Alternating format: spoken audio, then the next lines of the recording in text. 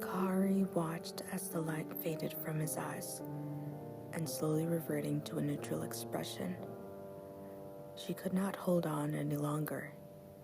She let her sadness take over. With tears like a waterfall, she was deeply struck. Though, for a moment, she heard a soft, muffled voice. Looking up to see a faint light hovering over Leon's body. It gradually became clearer to see, and she was able to hear Leon's voice calling out to her. With an orange soul, simply fit for the name he was given after birth. Kari gently cupped his soul in her hands, taking him toward his artificial clone. Kari began to mumble an incantation, using her gift of magic for the first time. It was a success. The spell was made from her feelings, creating a proper body placement and soul in one. The clone's body lightly lit up in a soft, sparkling pink light. The colors drastically changed, fitting the soul as anew. From brown to orange hair, and from blue to gray, gear-turning eyes. It barely moved, but the neutral expression that stuck with the face had quickly changed.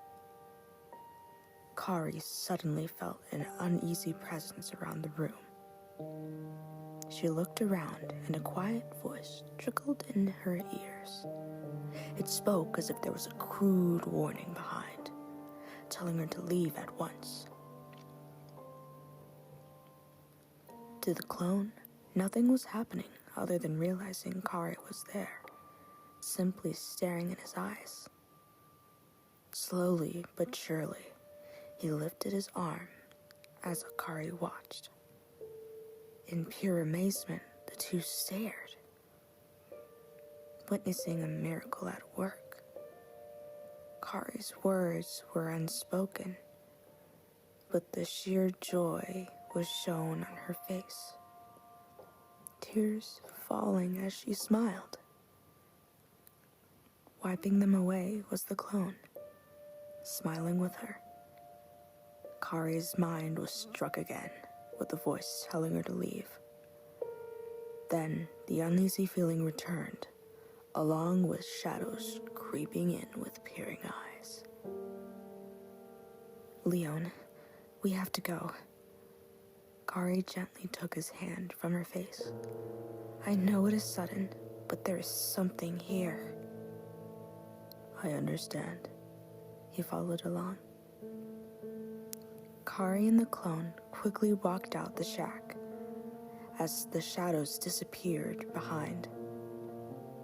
From walking to running, Kari reassured their safety, listening around for the voice again. Though the clone let go of Kari's hand and gently hugged her. I may not be able to continue living as my original self. He spoke quietly, in a soft tone. I will need to change, but you must be prepared to do it for me.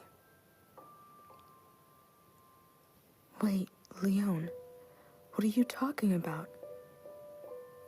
Kari lightly pushed him to look up.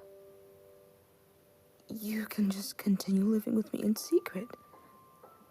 Please, I do not want to lose you again. Kari cried, unable to control her emotions. Once more, the clone gave a last hug before finally letting go. Eventually, Kari had done what pained her the most, erasing the memories of who was once Leon.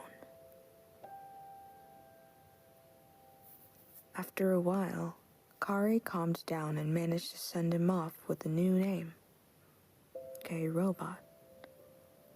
Since robots or artificial intelligence were not invented around the medieval times, It was not expected to be known. I understand. I am K-Robot, and have been made to live a long and prosperous life. K-Robot spoke with a neutral expression, walking away. I will be off to live a long and prosperous life. Farewell. Kari watched as K-Robot walked away to discover his new life. She held back her tears and turned the opposite direction, walking inside the forest alone. She came to a sudden stop as she heard the voice again, but the shadow appeared in front of her. Watching as it formed a shape into a woman, then clearing out into a person physically standing there. It was a woman wearing a long black cloak and dress. She had pale skin and silver hair that faded into green at the tips. Her eyes were sparkling like green emeralds in the sunlight.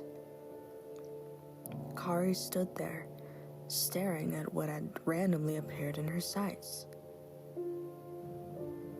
Who are you? Kari slowly backed away. I am Clydia. She snickered as she faded into a shadow. I am here to warn you. Kari flinched as she appeared again, but closer. Of what? From playing with the gates of time. You have been figured out. Clydia grinned. They are going to strip you of your abilities, leaving you here in the mortal realm to die alone. I was trying to save this realm from a certain catastrophe. Kari stood her ground. Were you sent to inform me? No, but I can help you avoid such a situation. She laughed. Only if you gave your precious loved one's life away. You know, the soul you revived. That was also forbidden. I will not listen to the likes of you. Kari turned and walked away. You might as well be spouting lies. It is all truth. I was given this information by the gods themselves. Clydia sighed. Though it was not expected that you would use magic. And why is that? Kari stopped. It was a gift from my mother. That magic led me right to you. Clydia scoffed. If they had known, the gods would have gotten here earlier. Kari hesitated to speak. Might as well give in to the consequences. Clydia shrugged. Or maybe you heed my words, following what may save you. Never. Kari turned back with a glare. End of section 2.